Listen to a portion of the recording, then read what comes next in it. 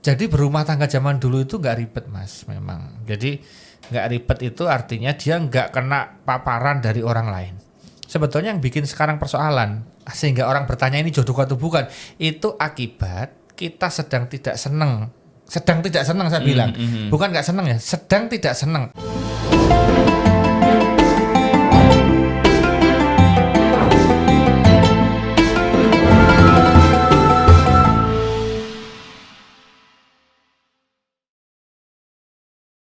Assalamualaikum warahmatullahi wabarakatuh. Apa kabar teman-teman kos? Ketemu lagi di Kosakata. Kita obrolin Islam, Al-Quran, dan ceritanya. Nah, buat kamu nih, teman-teman kos yang mau subscribe, silahkan subscribe.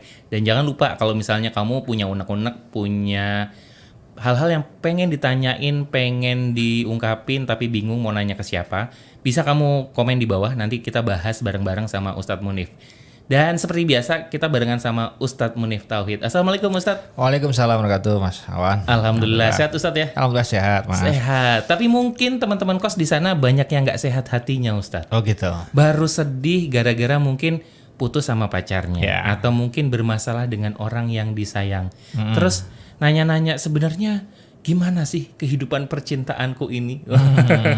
Mungkin nanya-nanya nih, Ya. sebenarnya orang yang kupilih ini tepat nggak sih? Ya. Gitu kan? Apakah dia benar-benar jodoh yang dikirimkan Tuhan padaku? Mungkin banyak yang bertanya gitu Ustadz. Ya. Banyak yang bingung. Sebenarnya kalau dalam Islam, jodoh itu seperti apa sih? Apakah memang orang yang dikirim menjadi istri kita itu atau suami kita itu mesti jodoh kita? Atau bisa jadi hanya jodoh yang tertunda karena mungkin Ada jodoh lain. ada jodoh lain, istri dua mungkin. Ya, gitu. Baik. Gimana tuh Ustaz?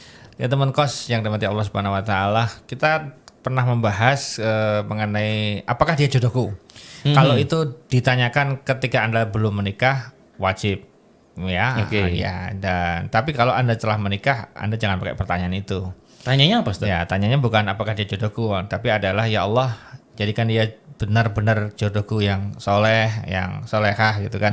Jadi kita minta sama Allah kalau memang posisi suami atau istri kita itu dalam perjalanan pernikahan itu menjadi tidak ideal atau kurang ideal bagi kita, maka kita minta sama Allah agar Allah yang mengidealkan. Itu yang harus dilakukan. Karena mau nggak mau tidak usah ya kita bicara istri ya, kita bicara atau suami, kita bicara aja mengenai masalah motor ya. Motor itu kan jelas ada rantainya. Suatu saat rantai atau mungkin karetnya kalau pakai matic itu akan melar gitu kan. Akhirnya suatu saat ya pasti akan diganti kan. Tapi itu kan onderdil yang diganti.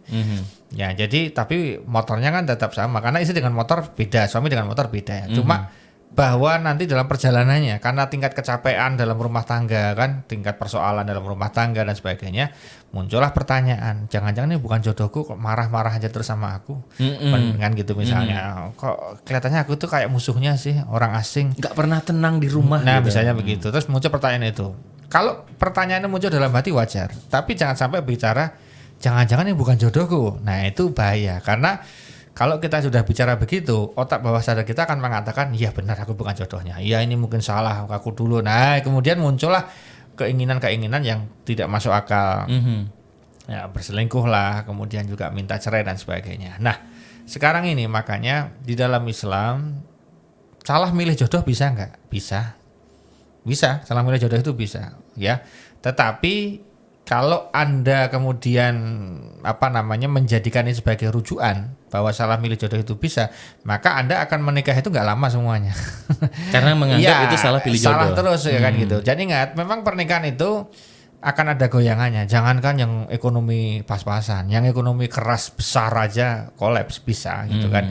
Nah makanya dalam Islam dulu ketika Anda, jadi begini, selama Anda dulu ketika masa sebelum kepada pernikahan Anda tidak melakukan dosa besar terhadap pacar Anda itu, tidak berzina lah kalau bahasanya saya lebih keras kan gitu, maka insya Allah seberat apapun persoalannya akan ada jalan keluar dan solusinya. Ya, tetapi Mas, ketika orang dulu ada zina, ML berkali-kali sebelum menikah gitu kan, udah biasa berzina, kemudian dia menikah gitu kan, maka kemudian Allah berikan semacam azab dalam rumah tangga itu.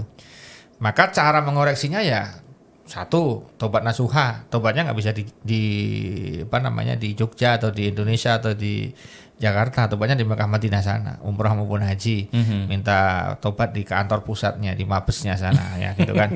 Ya karena dosanya cukup besar gitu kan. Nah makanya sekarang ini kita kembali kepada mengapa sih kalau kita dulu mungkin sebelum menikah banyak orang beranggapan wah, pokoknya indah sekali gitu kan. Ternyata kalau kita lihat di dalam hadis terperinci gitu kan, dalam Al-Quran misalnya tentang bagaimana benefit dan reward and punishment-nya dari suami istri itu kan ada. Jadi misalnya suami yang kerja dapat benefit apa, rewardnya apa, kalau nggak kerja punishment-nya apa. Istri yang tidak melayani suami benefitnya apa, kemudian punishment-nya apa, semuanya kan ada. Nah dari sisi ini sebetulnya kalau kita lihat istri-istri di zaman dulu itu adalah istri-istri yang kalau secara ekonomi itu jauh dari istri sekarang, Mas. Itu zaman dulu tuh pada nggak kerja gitu kan, mereka hidup seadanya, betul-betul mereka itu jadi berumah tangga zaman dulu itu nggak ribet, Mas. Memang jadi nggak ribet itu artinya dia nggak kena paparan dari orang lain.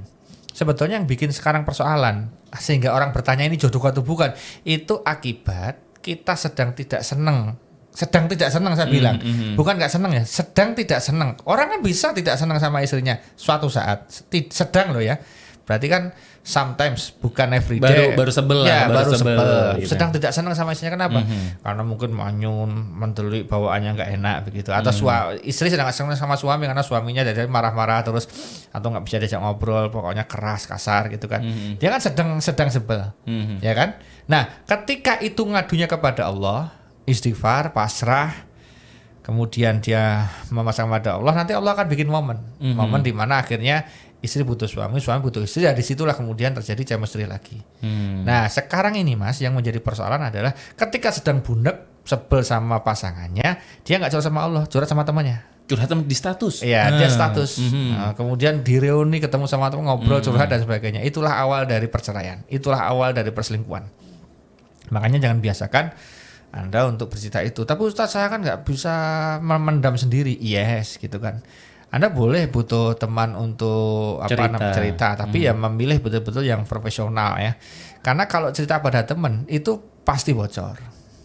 Makanya psikolog, kemudian konsultan pernikahan itu memang dia diminta sumpahnya untuk tidak menceritakan kepada siapa-siapa. Iya, jadi dia memang berat karena dia posisinya. Maka salah satu jalannya termasuk saya misalnya, ya saya salah satu jalan adalah membahas di sini. Tapi tidak saya sebutkan oknumnya namanya. Kasus-kasus yang saya bahas di forum misalnya itu untuk saya agar saya tidak menjadi di dada saya sendiri, tidak menjadi di otak saya sendiri biar keluar. Karena kalau menyimpan rahasia yang cukup banyak itu ya capek, Mas. Nah makanya kadang saya berbagi, kadang pada istri saya berbagi, atau kalau enggak ya di forum-forum saya bahas tetapi tidak disebutkan ya no name istilahnya. Di situ saya menjadi lebih longgar gitu kan, lebih enak. Nah jadi jodoh kita, apakah itu jodoh kita? Iya kan udah menikah, udah ijab kabul kan, itu jodohmu. Kalau sudah menikah itu jodohmu. Kamu nggak boleh tanya ini bukan jodohku. Tapi saat kenyataannya ada yang bercerai, jangan bilang itu dulu. Jangan bilang itu dulu. Pokoknya sekarang ini apa yang ada disyukuri, apa yang ada dimaksimalkan gitu loh. Nah kita ini belum maksimalkan, belum mensyukuri, pengennya ganti aja. Itu masalahnya gitu kan. Ya kalau betul. Masalah onderdil ya jelas lah lebih buruk kan sekarang ya, karena posisinya nggak seperti dulu, nggak fit lagi misalnya, atau bodinya sudah menggelembung misalnya begitu kan, sudah nggak seseksi dulu dan sebagainya gitu kan dan sebagainya. Nah disinilah sebetulnya kata kuncinya adalah saya setuju dengan Dr. Boyke dalam hal seksualitas, mohon maaf ya. Karena orang cenderung membuat begini loh, ini yang saya lihat trennya ya kan. Trennya itu adalah banyak pria ingin selingkuh karena merasa istrinya tidak menarik lagi.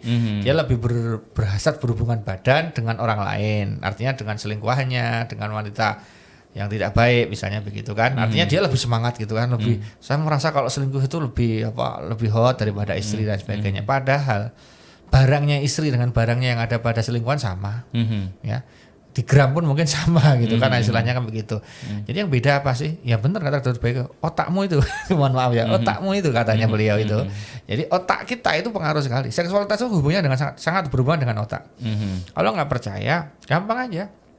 Ketika Anda sedang bernafsu, kemudian ingin melakukan hubungan, coba aja salah satunya ngomong ketus, nggak enak, kemudian kasar gitu, langsung bisa hilang kok ilfil itu. Bisa langsung ilfil kemudian. Itu kan pengaruhnya luar biasa. Ya kalau enggak misalnya begini sederhana sekali, Anda sudah bernafsu gitu kan, tiba-tiba ada peristiwa goyang gempa misalnya, ya keluar dia nggak jadi itu, nggak apa-apa terusan aja lah kan gitu enggak, betul nggak? Iya, Berarti betul, kan betul. pikiran itu sangat pengaruh. Nah jadi ketidakmauan Anda dengan pasangan Anda, ketidakharmonisan Anda dengan pasangan Anda, atau ketidakchemistry-an Anda dengan pasangan Anda itu Anda sendiri yang menciptakan, bukan orang lain. Dari pikiran-pikiran kita sendiri. Anda gitu ya. sendiri. Nah, cuma sekarang ini yang perlu dilakukan adalah ketahanan rumah tangga dalam menghadapi isu teror dari pihak luar. Setiap hari itu ada loh, Mas. Contoh yang sangat sederhana, yang itu sangat berbahaya walaupun katanya halus. Misalnya nih, Misalnya contoh, misalnya di mana nih istri kok nggak ada? Saya bertamu ke rumahnya Mas Awan. Nah, misalnya aku bertamunya jam-jam 5 nih, misalnya. Saya bilang belum pulang kantor nih. belum, gimana sih? Wah, masih belum pulang ini. Biasanya jam 7 saat sampai rumah. Wah, kalau istri ya jam 7 tuh ya gimana ya Mas ya? Jadi gitu, kamu kan mikir kan. Padahal selama ini betul-betul istri itu kerjanya sampai jam 7. Karena mungkin dia masuknya agak siang misalnya. Atau hari itu ada kerjaan yang lebih overload, memang harus ditangani gitu kan. Terus Anda diajak ini dalam tanda petik kan, wah bahaya loh Mas. Ya saya nggak apa-apa sih Mas, cuma ngasih masukan. Karena kalau sampai istri betah di kantor Mas, padahal istri itu betul-betul kerja. Jangankan selingkuh, untuk senyum sama orang aja kadang susah ada gitu kan. Tapi Anda kemudian menjadi mindset masuk kan, oh iya, itu mulai itu kan. Sama ketika seorang perempuan main ke tempat perempuan lain, teman-teman satu angkatan dulu misalnya, suami kemana? Kok nggak kelihatan? Iya belum pulang. Ya pulangnya berapa biasanya? Ya paling mantar 7:30 itu paling cepet. Kadang-kadang yang sampai jam 8. Oh apa sih kerjanya? Lu masa apa aja kerjaan di kantor begitu? Wah mulailah dia. Dari situ kemudian dia mikir iya. Padahal ini suami tanggung jawabnya adalah checker terakhir. Misalnya GM, General Manager sebuah perusahaan yang dia harus laporan ketika sudah di close kantornya. Dia terakhir harus laporan. Maka dia nunggu sampai selesai kan?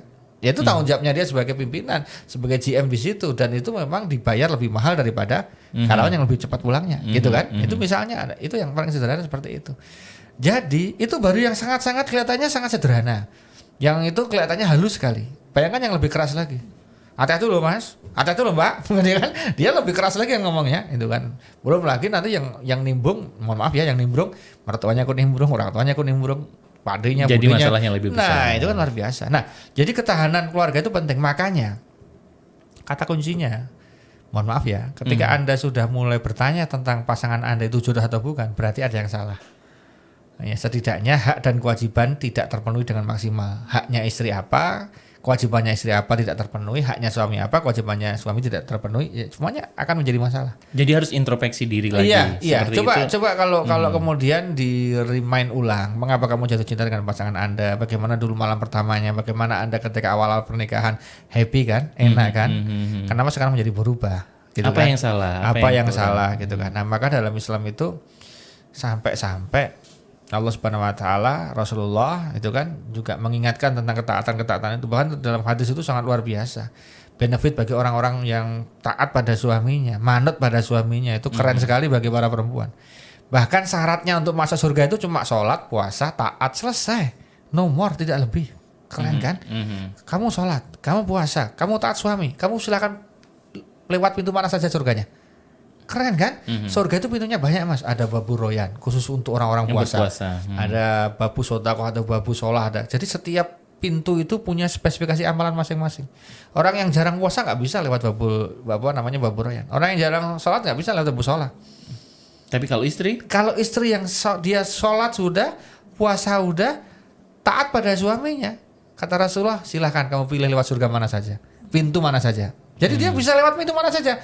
Dan level ini yang bisa salah satunya adalah sahabat yang sangat dekat rank 1 dengan Rasulullah, Abu Bakar As-Siddiq, Umar bin Khattab, Utsman bin Affan, Ali bin Abi Thalib. 4 ini dijamin oleh Rasulullah masuk surga atas tentunya restu Allah ya. Ini 4-4-nya ini dibebaskan untuk milih dari pintu mana saja. Oke. Padahal mereka sudah berjuang macam-macam, sudah all out untuk Allah dan Rasulnya. Keren, jadi kan? Istri yang soleha itu bisa setara dengan itu ya gitu. Sangat bisa. Masuknya. Itu Rasulullah yang ngendika loh. Pokoknya kalau kamu puasa, wahai istri, kalau engkau puasa, engkau sholat, engkau puasa, engkau taat pada suami, silakan kamu lewat pintu mana saja. Nah, masih kurang satu sih Mas, yang terakhir itu adalah menjaga kehormatan. Karena memang 4 di zaman sekarang ini yang susah 2, yang gampang 2 ya. Insya Allah gampang itu 2, sholat sama puasa. Itu banyak istri bisa. Tapi yang kedua ini taat dan menjaga kehormatan itu sudah susah. Contoh menjaga kehormatan sederhana. Dia di rumah sendiri, ada tamu laki-laki, itu nggak boleh terima Mas kalau dia muslim. Oke. Nggak boleh. Kalau misalnya terima, darurat terpaksa misalnya, Mbak ini penting sekali, mohon saya bisa diterima Mbak, sama ngobrol sebentar. Iya Pak, di luar ya Pak, yuk di teras Pak. Ajak anaknya, kalau perlu kemudian yang kira-kira tetangga tahu sehingga nggak ada timbul tidak menimbulkan fitnah. Iya, itu begitu. Jadi nggak boleh terima di dalam gitu. Apalagi nggak ngomong sama suami, diam aja. Itulah awal perselingkuhan di situ. Oke. Ya kan? Nah, jadi kembali ke tadi Mas, kalau kita lihat jadi begini, ini ada rumus yang sangat luar biasa Mas. Sudah ada survei dan itu terbukti. Survei ini walaupun survei ini tidak dilakukan secara tidak dipublish secara resmi ya, tetapi dia dipublish secara candaan underground gitu istilahnya, adalah pokoknya suami itu kalau melihat wajahnya istri itu nggak akan pernah bisa cantik. Tapi kalau dia lihat istrinya orang, dia pasti akan cantik. Tapi giliran suaminya orang mandang istrinya sendiri juga nggak cantik, lihat istri kita cantik. Nah di situ lah. Jadi kacamatanya. Jadi yang salah itu adalah tolong diinstal ulang matanya, gitu kan?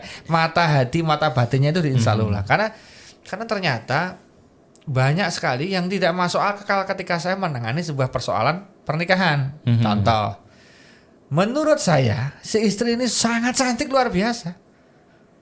Loh, kok disia-siakan? Itu real. Ternyata dan luar biasanya si suami yang selingkuh ini memilih perempuan yang menurut saya kalah jauh cantik daripada istrinya. Sebabnya apa itu? Nah itu tadi, setan itu pinternya membuat framing. Pokoknya kalau kamu lihat istrimu, kamu nggak pernah bisa cantik. Istrimu nggak cantik. Tapi kalau kamu lihat orang lain, walaupun itu nggak jelek, kamu akan menjadi indah. Nah maka disinilah kemudian saya teringat ada beberapa orang santri dari Imam Ghazali bertanya, istriku sekarang terlihat tidak menarik lagi, tidak seperti waktu dulu aku menikah pertama. Bagaimana menurut saya, apa yang harus aku lakukan? Karena istriku ternyata sekarang berubah, nggak begitu cantik lagi.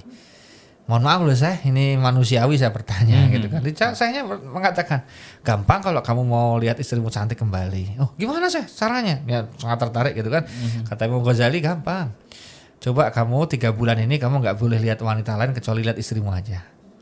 Kamu puasa nggak lihat wanita lain, wajah wanita lain, kamu hanya lihat wajah istrimu aja selama 3 bulan ini berturut-turut. Memang dilakukan laki-laki ini, dia nggak pernah lihat wanita lain kecuali istrinya. Langsung cantik mendadak Mas. Mbak bidadari. Nah ternyata yang membuat mata kita itu lihat istri nggak cantik karena keseringan lihat yang cantik-cantik lain, sehingga menjadi virus yang kemudian memburemkan ketika kita melihat istri kita.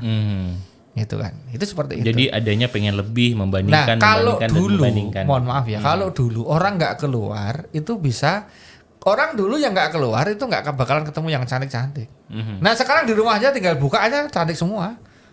Nah maka bapak-bapak hati-hati ketika melihat di di sosmed ada yang cantik, ya bolehlah Anda lihat, sekedar lihat, kemudian segera di skip, kemudian ganti yang lain. Ketika Anda menikmati, wah putih ya, wah akhirnya Anda akan masuk ke dalam perangkap setan itu.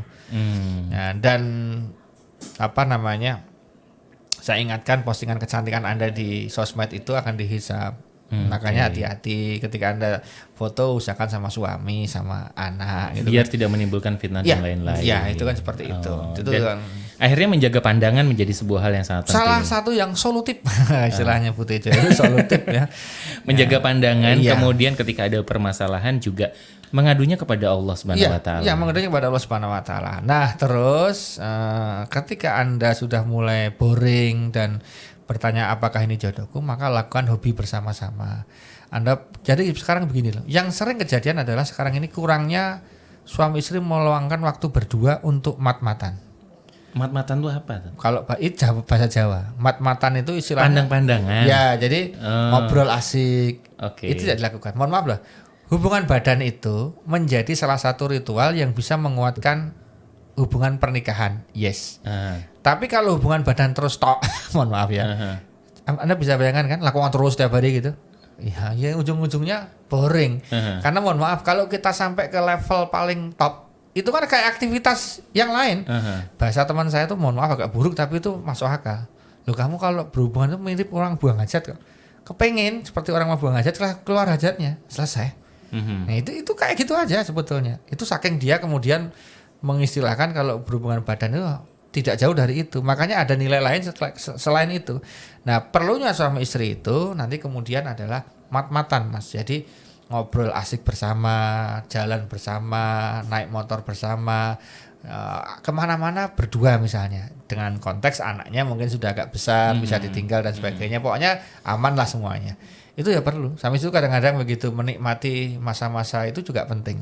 Makanya saya sangat appreciate ya ketika suami istri kok touring bersama gitu kan, sepedaan bersama. Itu salah satu cara untuk menjaga keharmonisan. Iya. Kenapa mas? Karena kalau mohon maaf ya, hubungan badan itu menjadi nikmat itu bukan karena rutin dilakukan tiap hari, 1 hari 3, 4, 5 kali kayak minum obat, enggak. Justru karena ada puasanya sedikit itu kemudian menjadi menarik. Karena hukum Gosen kan. Coba diwawancara. Kenikmatan yang kedua, ketiga, keempat, kelima akan berkurang dengan waktu yang tidak terlalu lama, kecuali diselingi hari ya. Jadi dan itu Anda sudah suami istri kan merasakan bahwa kemudian untuk yang kedua, ketiga itu kenikmatannya kurang, kecuali Anda kena kelainan hiperseks. Nah, kapan-kapan kita bahas hiperseks itu. Betul. Ya, karena kalau udah hiperseks itu ngeri. Karena kemarin ada mas kasus ini untuk PR aja. Insya Allah kapan-kapan kita bahas itu. Ada istri itu suami mengajukan gugatan cerai pada istrinya di Surabaya. Oh iya, betul. Nah, ternyata penyebabnya itu membuat hakim pada tertawa ya, karena memang si istri ini meminta 9 kali dalam setiap hari. Bisa dibayangkan 9 kali mas. Anda mungkin yang belum menikah dan belum pernah merasakan, Anda mungkin kalau aku sih ya senang-senang aja 9 kali, masa nggak senang, 1 kali aja senang apalagi 9, karena Anda belum merasakan gitu kan. Ketika Anda merasakan dan kemudian Anda tahu bahwa sekali melakukan hubungan adalah keluar sekian kalori, sekian nutrisi yang dibutuhkan, itu ya capek juga sih. Ya gitu. Tidak hanya capek ya banyak. Karena begini, yang over itu tidak baik semuanya. Apapun yang over tidak baik, hiper itu tidak baik gitu kan. Orang sholat terus ya nggak ada dalam Islam mana ada aturannya tuh, ada tahajud, nanti ada fajar, kemudian tunggu sebentar ada bukan belum sebentar ada apa namanya suruk, kemudian baru duha, dari duha ke duhur aja panjang kan, kemudian duhur ke asar itu nggak ada sholat, setelah ba'dal duhur sudah selesai, kemudian sampai qabliyah asar, kemudian asar ke maghrib aja sudah nggak ada sholat lagi, gitu. Maghrib ke isya ya ada sholatnya.